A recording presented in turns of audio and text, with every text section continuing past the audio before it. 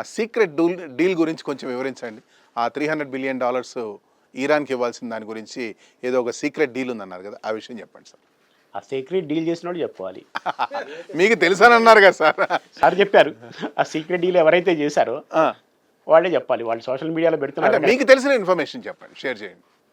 అదే నేను ఎక్కడైతే ఇప్పుడు డిస్క్లైమర్ ఏంటంటే ద ఇన్ఫర్మేషన్ ఏదైతే ఉందో అంతే ఇంటర్నెట్ ద్వారా, సోషల్ మీడియా ద్వారా, లేకపోతే అఫిషియల్ సోర్సెస్ ద్వారా వచ్చింది. బట్ నేను కూడా చూశాను. ఇందాక సార్ చూపించాను నాకు. సో ఈ డీలు ఎంతవరకు కరెక్ట్ అని అదే మేము డిస్కస్ చేస్తున్నాం అనమాట. సార్ ఒక మాట సార్, చెప్పండి. ఎందుకు ఈ డీల్ రైట్ అవ్వచ్చో చెప్తా. ఆధారాలు లేకపోయినా రైట్ ఎందుకు అవ్వచ్చో చెప్తా. సార్ ముందుగా అంతకన్నా ముందు ఒక చిన్న క్వశ్చన్. డీల్ అయితే జరిగింది కదా, అది పక్కానే కదా? సార్ డబ్బు లేకుండా ట్రంప్ ఎప్పుడైనా డీల్ చేస్తాడు? చెయ్యడు. ఇంకెందుకు అడుగుతున్నారు? ఏదో తీసుకొని ఉంటాడు లేదా ఇచ్చుంటాడు. ఇరాన్ ఇచ్చే పరిస్థితి లేదు కదా సార్, లేదు, ప్రసక్తి లేదు కదా సార్. లేదు. మరి వీడే ఇవ్వాలి కదా సార్. అవును. Deal for Trump means money కదా సార్. ఏదన్నా రావాలా లేదా పోవాలా. ఇరాన్ రూపాయి ఇచ్చే సమస్య లేదు సార్. వాడు చచ్చిపోతాడు కానీ రూపాయి ఇవ్వడు.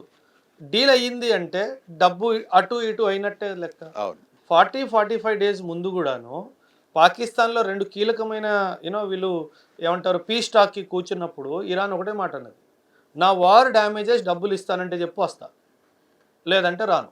సార్ నేను ఇరాన్ని సమర్థించట్లేదు సార్, కానీ చాలా బ్యూటిఫుల్గా మనం గమనిస్తే 21st సెంచురీలో ఒక దేశం, Iran is not a developed country, మనందరికీ తెలిసిన విషయమే. ఆయిల్ వ్యాపారం ఒక్క వ్యాపారం మాత్రం ఉంది, ఆయుధాల వ్యాపారం చిన్నగా ఉంది, క్రిటికల్ మినరల్స్ వ్యాపారం ఉంది, ఇవన్నీ ఉన్నాయి, గ్యాస్ అవన్నీ ఉన్నాయి.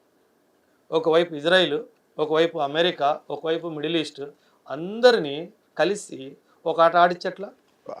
అంటే ధైర్యంగా ఉంటే ఎవ్వరికీ భయపడాల్సిన అవసరం లేదు అని చెప్పి ఒక మెసేజ్ ఇచ్చాడు కదా సార్. ఆ మెసేజ్ నుంచి మన భారతదేశం కూడా నేర్చుకోవడానికి చాలా ఉంది. Right sir. ఇంకోసారి ఆపరేషన్ సింధూర్ లాంటి ఆపరేషన్ జరిగినప్పుడు అవేదో ట్రంప్ ఫోన్ వస్తే ఎత్తకూడదు first. This is what exactly Indira Gandhi also dead. 14 రోజులు అమెరికా కానీ రష్యా నుంచి వచ్చిన కానీ ఫోన్లు కానీ టెలిగ్రామ్స్కి 14 రోజులు రిప్లై ఇవ్వాలి ఆవిడ.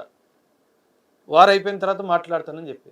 ఒక్కసారి మనం యుద్ధం చేయాలి అని నిర్ణయించుకున్న తర్వాత అవుట్ సైడ్ ఫోన్లు అన్నీ కట్ చేసి పారేయాలి.